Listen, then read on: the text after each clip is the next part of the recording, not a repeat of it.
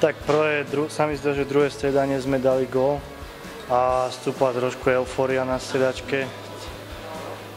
Ale myslím si, že naopak nám to uškodilo. Prestali sme hrať to, čo sme si povedali, že budeme. Začali sme trošku prepadávať a umožnili sme tým Slovanu hrať to, čo chcú, tie rýchle breaky a rýchlo to otočili. Neviem, čím to je to možno, že tým, že hrajú tak agresívne a že majú veľmi dobré protiútoky. Nemyslím si, že by tam bol komplex. Opäť to bolo o jeden gól. Opäť sme sa na nich mohli dotiahnuť.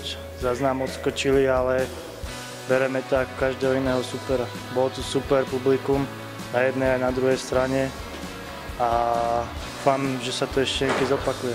Nepoviem, keby sme dostali úplnú nálož, že nás mastia, ale vždy to bolo ten jeden gól a hovorím, sú to ako super zápasy pred super atmosférou. Také hokej, no tak nic sa nedá robiť. My teraz máme ťažký road trip v Rusku, tak musíme získať body nejaké tam. Určite takto hrať takým publikom je super, ale ja som rád aj, aké máme publikum my a my sa iba sústredíme na náš výkon, aby sme spravili to play-off.